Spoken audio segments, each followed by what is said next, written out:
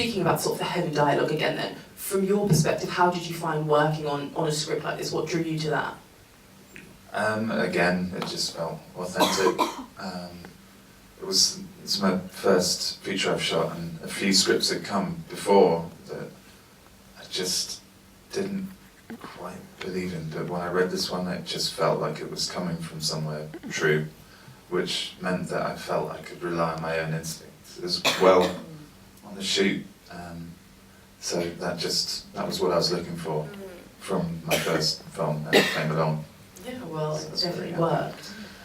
Were there any aspects of the films that you found particularly difficult to portray on screen? Looking at the script, was there any that was hard to sort of convey?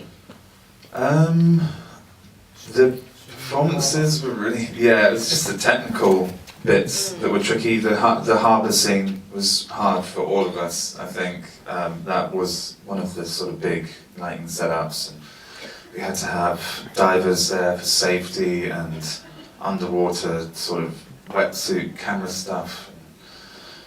It was a complicated scene. We had to sort of map it out before. It was almost like going into a battle. And I think, again, knowing that challenge was coming up was actually kind of exciting. And from a sort of DP perspective, it was exciting. There was a mixture of very stand back and watch sort of filmmaking, and then with a few fairly big set pieces that really needed a lot of plotting. And I think, it was a tough scene. Poor Rob and Nora getting very cold.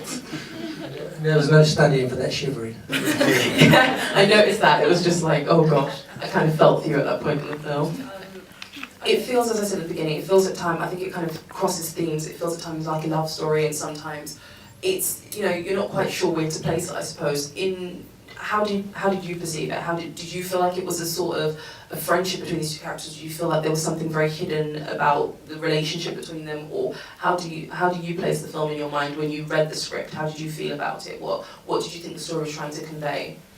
I think it's really what Max seemed to set out to do. These couple of strangers meet each other. They're both bored. There's a lot of people in that situation where they're with people they don't want to be with, and they meet each other and they just see a bit of light at the end of the tunnel. Maybe there's something better. I just read it that way, really, and and just felt how it went. Yeah. So what initially drew you to the script? It was a gig. But I did love the script.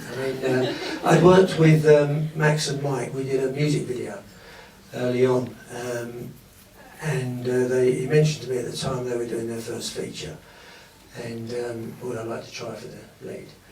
And we did lots of testing, and eventually, did it. Perfect. Okay, so that's my questions over. So we'll take a few questions from the audience now. I don't know how many, so it just depends on the mood. So anyone got any questions? Yeah, right at the back. Was Folkestone determined in the script, or did you go out and look for somebody that was going to fit the script? This might be for Dan, or the directors who aren't even here. So there we go. It was going to be set in a seaside town. They knew that was something they wanted, because it was something very English, and it was also visual and kind of iconic.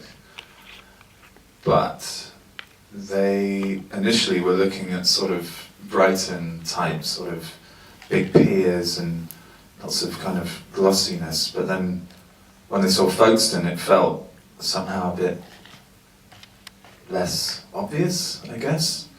And also, on a sort of side note, we were given like the run of the town in terms of locations. Roger Dehaan, who sort of owns half the town, it seems, and is trying to invigorate the art scene there by giving people a very cheap studio space to work. Just let us shoot wherever we wanted. So that certainly helped, I think. Good. Anyway, yeah, the man in the front row.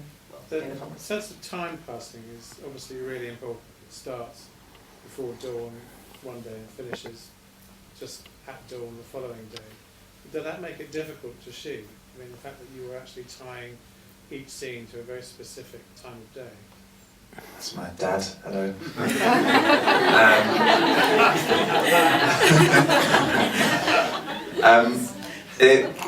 Yeah, that was definitely something that we really had to think about before going into the film, and there was only so much we could do, but we had just a really lucky run with the weather. It was like nice every day. I think it rained once on like the second day, briefly. It could have just been all over the place, which would have been typical English weather, and then, because it's not like we had the option to sort of decide not to shoot on a day, we would have had to just shoot, and then you would have had a film that like every time it cut to a different shot, the weather would have changed. So I think we went in there really hoping and trying as best as we could to plan shots to kind of get the right light and the right feeling and the right weather, and then got kind of lucky. Ridiculously lucky, maybe. Any other questions? Yeah, go right in the back. For those of us who have no idea what it involves making a film, what type of timescale is involved in putting a film like this together? You probably asked before. Yeah. Was that? Well, I had meetings with the guys maybe half a year before, and they'd already been meeting other people and Kelly was on board at that point, so it had already moved along, and because it's yeah, maybe that's a Kelly question. I also wanted to tell you where the boys were. So Max and Michael would love to be here tonight, but they had to fly to dinner, so they would normally answer all these questions, but they're filmed in another festival, which is fantastic, and they were here last night doing this, so that's why they let us jump to it tonight. We prepped for about 2 months, we shot for 21 days, and we processed it for about 9 months. No way. Any other questions? I'll take a few more. I see a hand. Oh yeah, hand, sorry, the light's glaring in my face. Yeah, go ahead. What was the shot on? Which camera? It was shot on Alexa, onto cards, so a 1080 workflow. Last questions now. Any last questions? Perfect, thank you. Go ahead. Obviously the magic ending is that we don't know what happens on that train. But Rob, where would you like to have seen? Well, I got asked this question when we were at South by Southwest. We did the world premiere there, and somebody asked me that question, and Nora was at that screening, and she was 7 months pregnant. So I just did. That's how I got out of it last time. So does that mean we're going to make a sequel? Going to make a sequel? Oh. Family comedy. Brilliant. Well, thank you both, Dan and Rob, and again, thank you for the Q&A, and thank you guys for coming and watching. So one last round of applause for them.